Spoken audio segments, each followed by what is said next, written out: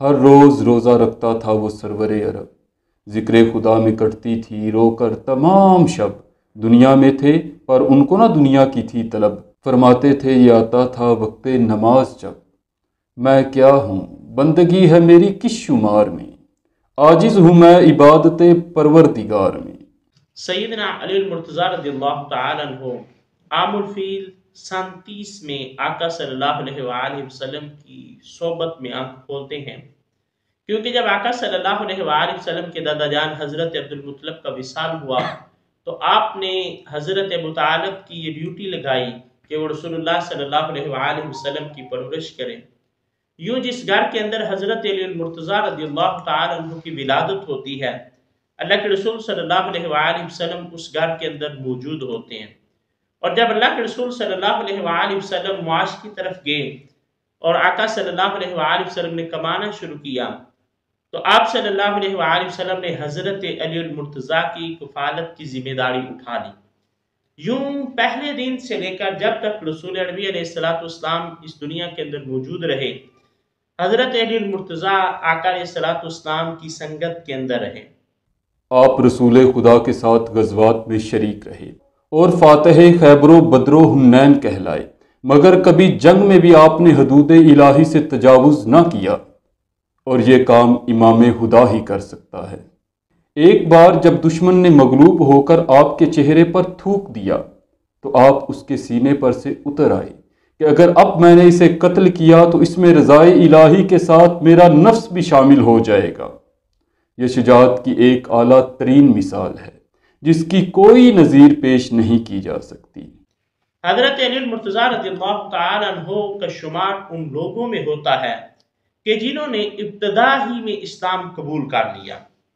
یوں تو جب تھوڑا تقسیم کیا جاتا ہے تو یہ کہا جاتا ہے کہ عورتوں کے اندر سب سے پہلے حضرت خدیجہ الکبریٰ رضی اللہ تعالیٰ عنہ نے اسلام قبول کیا، مردوں کے اندر حضرت ابوبکر صدیق رضی اللہ تعالیٰ عنہ نے اسلام قبول کیا، بچوں کے اندر حضرت علی المرتضیٰ رضی اللہ تعالیٰ عنہ نے اسلام قبول کیا، غلاموں کے اندر حضرت زید بن حارث رضی اللہ تعالیٰ عنہ نے اسلام قبول کیا۔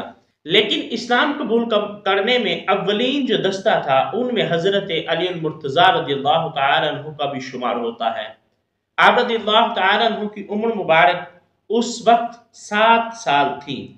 پھر حضرت علی المرتضیٰ رضی اللہ تعالیٰ عنہ نے آقا علیہ السلام کی شانہ بشانہ جتنی بھی اسلام پر مشکلات آئیں، حضرت علی المرتضیٰ آقا علیہ السلام کے ساتھ کھڑے تھے۔ چاہے گھر پر دعوت کر کے لوگوں کو اسلام کی دعوت دینا ہو، چاہے شعب ابی طالب کے اندر منصوری ہو، حضرت علی المرتضیٰ رضی اللہ تعالیٰ عنہ نے وہ تمام صحبتیں آقا صلی اللہ علیہ وآلہ وسلم کے ساتھ برداشت کی۔ اپنے آخری خطبے میں ارشاد فرمایا، اے لوگو، ہر شخص اس چیز کا سامنا کرنے والا ہے جس سے وہ راہ فرار اختیار کیے ہوئے ہے۔ جہاں زندگی کا سفر کھینچ کر لے جاتا ہے وہی حیات کی منزل منتہا ہے۔ موت سے بھاگنا اسے پا لینا ہے۔ میں نے موت کے چھپے ہوئے بھیدوں کی جستجو میں کتنا زمانہ گزارا، مگر مشیت ایزدی یہی رہی کہ اس کی تفصیلات بے نقاب نہ ہوں، اس کی منزل تک رسائی کہاں۔ اللہ کے ساتھ کسی کو شریک نہ ٹھہراؤ، محمد صلی اللہ علیہ وآلہ وسلم کی سنت کو ضائع اور برباد نہ کرو، ان دونوں ستونوں کو قائم رکھو۔ اللہ کا دین سیدھا سادہ ہے، اس میں کوئی الجھاؤ نہیں، اور پیغمبر عالم و دانا ہے۔ میں کل تمہارا ساتھی تھا، آج تمہارے لیے عبرت بنا ہوا ہوں، اور کل تم سے چھوٹ جاؤں گا۔ خدا تمہیں اور مجھے مغفرت عطا کرے۔ میں تم سے اس طرح رخصت ہو رہا ہوں جیسے کوئی شخص کسی کی ملاقات کو چشمے برراہ ہو۔ کل تم میرے اس دور کو یاد کرو گے اور میری نیتیں کھل کر تمہارے سامنے آ جائیں گی۔ میری جگہ کے خالی ہونے اور کسی دوسرے کے اس مقام پر آنے سے تمہیں میری قدر و منزل کی پہچان ہوگی۔ پھر وہ وقت آیا کہ جب آقا علیہ السلام کو حکم ہوا کہ آپ مکہ سے مدینہ کی طرف ہجرت فرما جائیں، تو اللہ کے رسول صلی اللہ علیہ وآلہ وسلم نے حضرت علی المرتضیٰ رضی اللہ تعالیٰ عنہ کو بلایا کہ وہ گھر جس گھر کے باہر لوگوں کا پہرا ہے اور لوگ اس انتظار میں ہیں کہ کب موقع ملتا ہے تو وہ رسول عربی علیہ السلام کو شہید کر دیں۔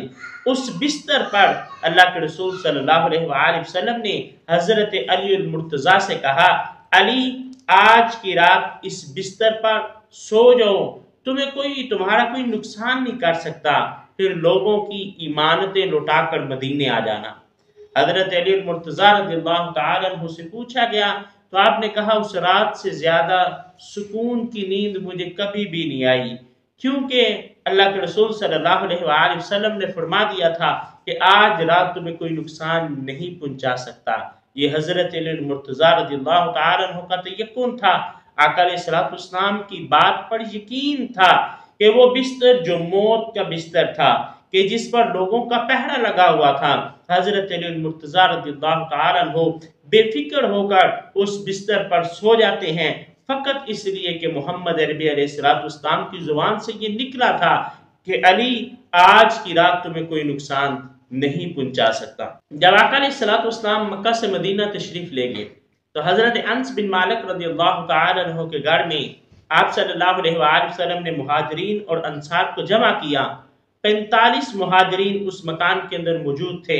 آقا صلی اللہ علیہ وآلہ وسلم نے ایک ایک مہاجر کو ایک ایک انصاری کا بھائی بنا دیا، اور البدایہ والنہایہ کے اندر حافظ ابن کثیر لکھتے ہیں کہ آخر میں اللہ کے رسول صلی اللہ علیہ وآلہ وسلم نے حضرت علی المرتضیٰ کا ہاتھ پکڑا اور آپ نے فرمایا، ھذا اخی، کہ یہ میرا بھائی ہے۔ اہل دل اہل نظر حق ولی کہتے ہیں، اہل دل